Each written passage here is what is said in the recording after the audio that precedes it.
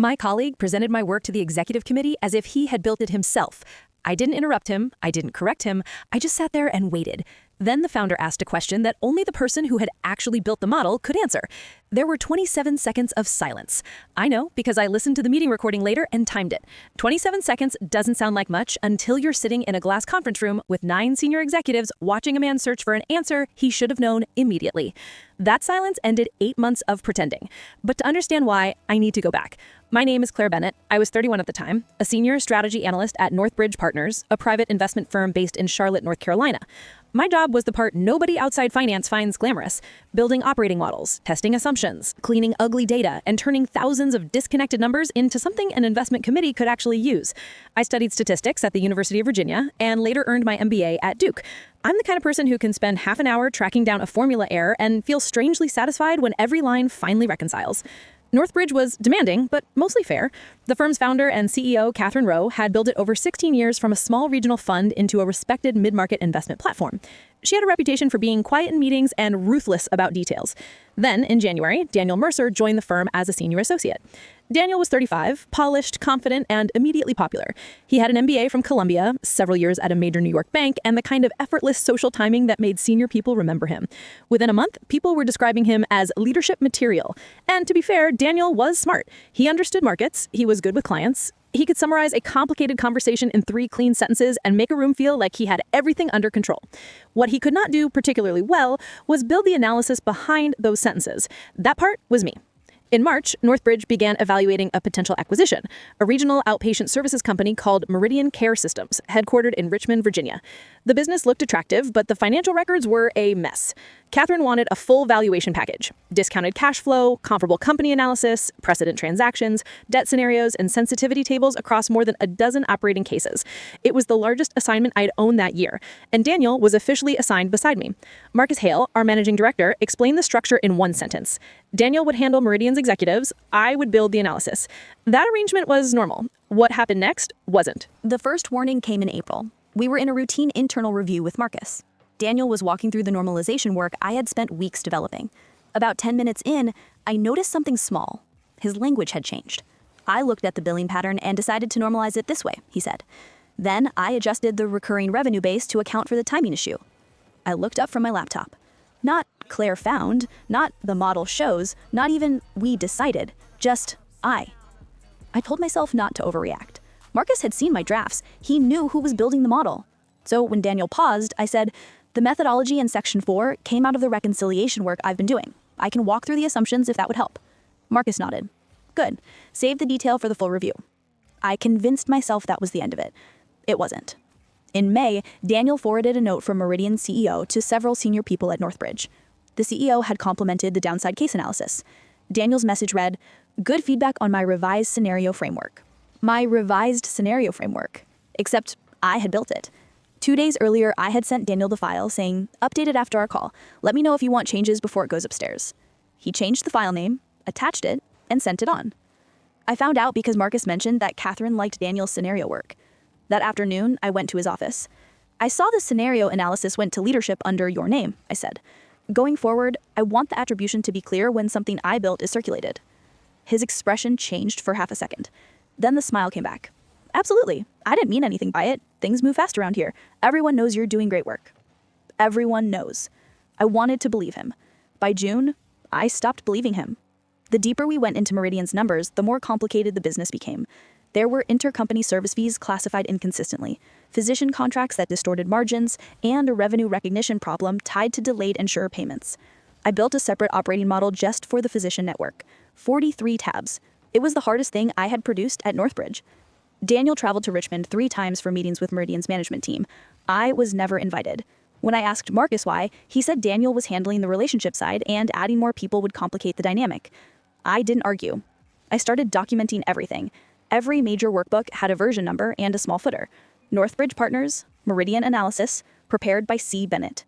I saved email chains, draft histories, and timestamps.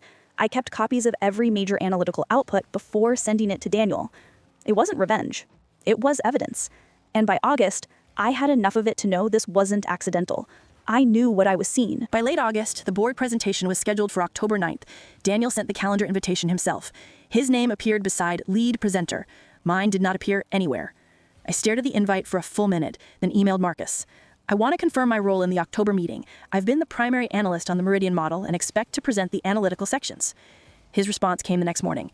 Daniel will lead. Your work will be represented throughout. Happy to discuss. Represented. That word bothered me more than I expected. I forwarded the email to my personal archive and called my older sister, Rachel, that night. She was an employment attorney in Raleigh and had spent enough time in conference rooms with executives to recognize patterns before I finished describing them. Keep every record, she said. I already am. Good, then don't panic. What do I do about the presentation? Go. And let him present my work? For now. I hated that answer. She continued. Sit in the room. Know every number. Let him tell the story he wants to tell. And then, wait until the story reaches a place he can't explain. I was quiet. What if that never happens? Then you escalate afterward. But if he's claiming ownership of technical work he didn't do, eventually someone competent will ask a technical question. October 9th arrived cold and gray. The executive conference room was on the 17th floor of Northbridge's headquarters. 12 leather chairs surrounded a long walnut table. Floor-to-ceiling windows looked over downtown Charlotte. I was not given a chair at the table. I sat against the wall with my laptop. Daniel stood beside the screen holding a presentation remote. 58 slides. I had built 49 of them. Catherine Rowe sat at the center of the table. Beside her were Marcus, 2 partners, and 2 outside board advisors. One was Thomas Avery, a former CFO of a national healthcare company. The other was Linda Prescott, who had spent more than 20 years investing in healthcare services. Daniel started strong. I knew he would.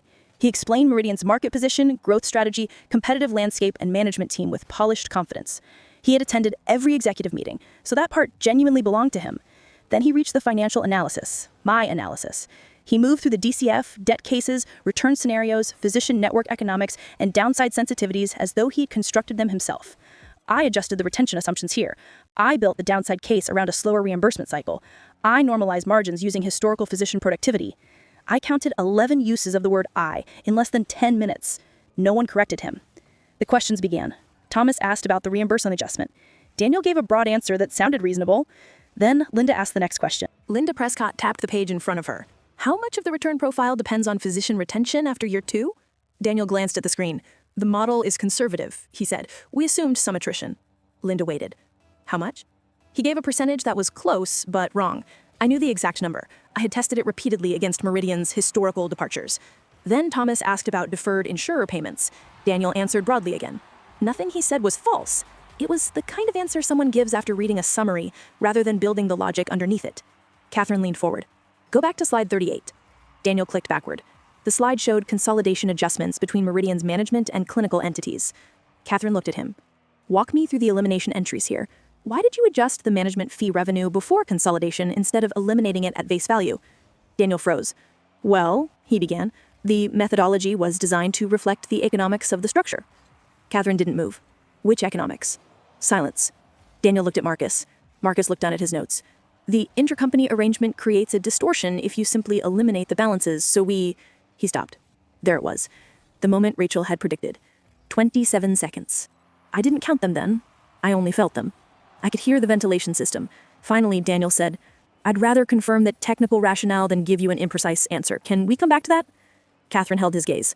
Then she turned toward me. Claire? I looked up. Can you answer it? Yes. Come to the table.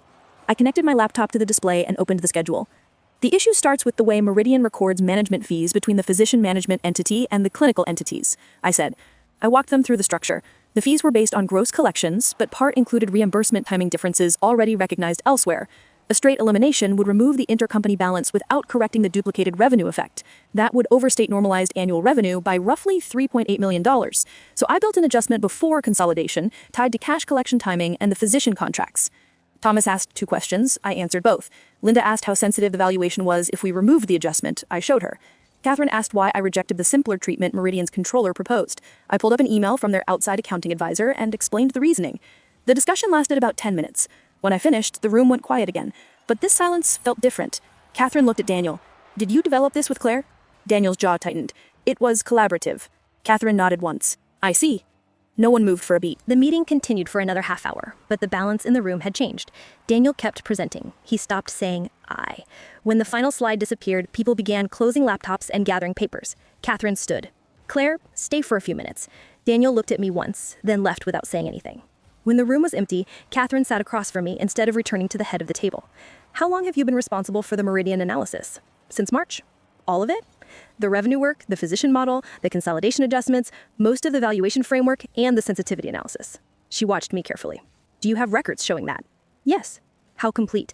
Emails, draft history, versioned workbooks, timestamps, and the original analytical files. She nodded. Send everything to me tonight. I went home and organized the material.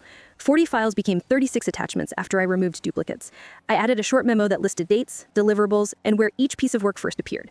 No accusations, no emotional language, just records. I sent it at 10:18 p.m. Catherine replied 40 minutes later. Received, thank you. We'll speak tomorrow. The next morning, I was asked to meet with Northbridge's general counsel, Rebecca Sloan. Rebecca was in her 50s, sharp, steady, and calm. A recorder sat between us on the table. She had already reviewed the files. For nearly an hour, she asked me to reconstruct the project from the beginning. When was Daniel first included? Who requested the analyses? Who created the first physician retention model? Who revised it? Who communicated the assumptions to Meridian's finance team? I answered and pointed to documents. At the end, Rebecca closed her notebook. The work history is clear, she said. The analytical product was primarily yours. I didn't know whether to feel relieved or angry. What happens now? That depends on what the firm concludes about the representations that were made. She interviewed Marcus the same week. I never learned exactly what he said, but 2 days later I received an email from him. It was brief. He wrote that he should have paid closer attention to authorship and attribution, that he had allowed Daniel to become the visible face of the project without checking who was producing the underlying work, and that he regretted it. I believed him. Marcus had failed me, but not in the same way Daniel had. His mistake was negligence. Daniel's required intention. The review continued for another week. Rebecca compared presentations, emails, forwarded files, and meeting notes. What had looked individually like small ambiguities became something different when placed in chronological order. I developed my model, my analysis, my revised case. Again and again, 8 months of language that consistently moved ownership in one direction, toward him. The conclusion was delivered to Catherine in a formal memo. I never saw the document itself, but she summarized it for me afterward. Daniel had repeatedly presented analytical work as his own across emails, internal meetings, and executive materials. It wasn't one careless sentence or one poorly labeled attachment. The pattern had continued for months. Northbridge considered it a serious violation of the firm's professional standards. Daniel was given the option to resign. He resigned before the end of October. The announcement to the firm was simple. Daniel Mercer was leaving Northbridge Partners to pursue another opportunity. No explanation, no details. Standard corporate language. Almost everyone who had been in that October meeting understood anyway. The Meridian transaction continued, without Daniel. I expected the project to feel strange after he left, but mostly it felt quieter. I worked directly with Marcus and Catherine for the final stages. For the first time, questions about the model came directly to me instead of passing through someone else. The deal closed in December. The final investment memorandum listed me by name as the lead analyst responsible for the valuation and operating model. I read that line twice. It was such a small thing, one sentence. But after 8 months of watching my work slowly lose my name, seeing it restored felt larger than it should have. In January, Catherine presented the completed Meridian investment to Northbridge's advisory board. I wasn't in the meeting. Afterwards, she stopped by my desk. The consolidation work came up, she said. I looked at her. I told them you built it. I didn't know what to say. She continued. I also told them the adjustment prevented us from overstating normalized revenue by nearly $4 million. That's good. No, she said. It's important. Then she paused. You should have been presenting in October. I said nothing. That was a leadership failure, she said. Partly Marcus's, partly mine. I should have asked sooner who was actually doing the work. There was something almost uncomfortable about hearing a CEO say that without qualification. She didn't blame process. She didn't say communication had broken down. She just owned it. 3 months later, I was promoted. Not because Daniel left, Catherine made that clear. I was promoted because the Meridian work had demonstrated that I was already operating above my title. My new role was vice president. At Northbridge, that meant more responsibility for investment decisions, direct exposure to the board, and one major difference that mattered more to me than the title. I presented my own analysis. The first time I stood at the front of that same conference room, I thought about October. Same screen, same table, different chair. This time, my name was on the first slot. Marcus stayed at Northbridge. He wasn't promoted during the cycle when I was, and I never asked whether the Meridian situation influenced that decision. Maybe it did, maybe it didn't. Eventually, I stopped needing to know. Daniel was harder to stop thinking about. About 6 months after he left, curiosity won. I looked him up online. He had joined a smaller investment firm in Washington, D.C. His profile described him as having led financial analysis for a major healthcare services transaction. I stared at that sentence for a few seconds. Then I closed the page. I never checked again. For a while, people who knew the story treated the boardroom moment like some perfectly engineered act of revenge. They imagined I had been sitting against that wall waiting for Daniel to collapse. That isn't what happened. I didn't know Catherine would ask about the consolidation methodology. I didn't know Daniel would freeze. I didn't know she would turn to me. I had no plan. What I had was 8 months of work. That was the advantage. I knew every assumption because I had argued with every assumption. I knew why certain numbers moved because I had watched them move hundreds of times. I remembered the physician contracts that forced us to rebuild the retention schedule. I remembered the accounting email that changed the consolidation logic. I remembered sitting at my kitchen table after midnight because one revenue line refused to reconcile by $42,000. Daniel knew the presentation. I knew the machinery underneath it. Those are different things. For months, he had been able to borrow the appearance of expertise because nobody had forced him beneath the surface. As long as the question stayed broad, he was safe. What is the projected return? What is the downside case? What happens if growth slows? Those answers existed on slides. But Catherine asked why. Why this treatment instead of another one? Why adjust before elimination? Why did the alternative fail? There was no sentence on a slide he could repeat. You had to know how the model had been built. That is what 27 seconds exposed. Not that Daniel was stupid, he wasn't. Not that he had contributed nothing, he had contributed plenty. He simply claimed something he had not earned. Authorship. And authorship has a depth that presentation cannot imitate forever. I think about that distinction more now than I did then. At the time, I wanted recognition. I wanted someone to notice what was happening and correct it. Now I understand something else. There's protection in knowing your work deeply. Titles can be reassigned. Credit can be blurred. Someone can forward your file, remove your name, repeat your conclusions, and stand in front of a room speaking confidently about something you created. For a while, that can work. But ownership leaves fingerprints. The decisions you made, the mistakes you corrected, the alternatives you rejected, the reasons behind every choice. Someone can memorize the answer. It is much harder to memorize the path that produced it. Eventually, the right question reaches the path. And when it does, the difference becomes obvious. People sometimes ask whether I regret staying quiet for so long. The answer is complicated. There were moments when I should have spoken sooner. I should have pushed harder when Daniel first started using I instead of we. I should have demanded clearer ownership when my files were forwarded upward. I should have challenged the decision to exclude me from management meetings. Silence is not always patience. Sometimes it simply gives someone more room. But I also learned that confrontation without evidence can become a debate about personalities. Evidence changes the conversation. By October, I didn't have to convince Catherine that Daniel was taking credit for my work. I could show her dates, files, version histories, email, the structure of the model itself. Facts do not need dramatic language when there are enough of them. That lesson changed the way I work. I still collaborate, I still share drafts freely, I still help colleagues solve problems that technically belong to them. But I document decisions. I make ownership clear.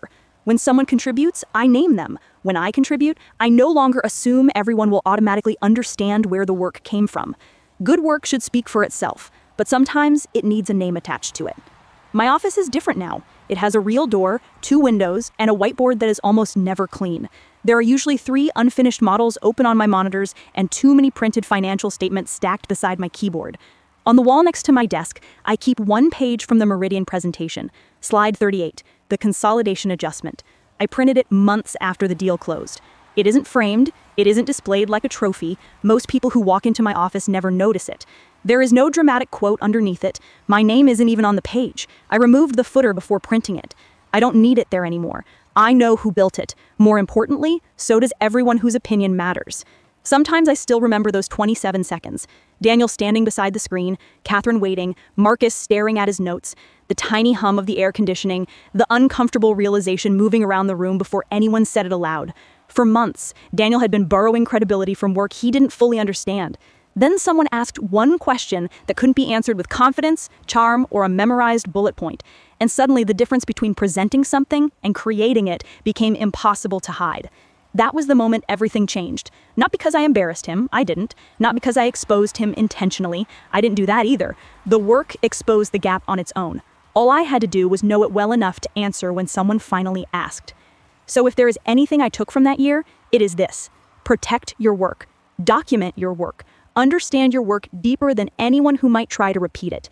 Because someone can copy your conclusions. They can borrow your slides, they can repeat your language, they can even convince people, for a while, that your work belongs to them. But eventually, someone will ask, why? And why is where borrowed expertise usually ends.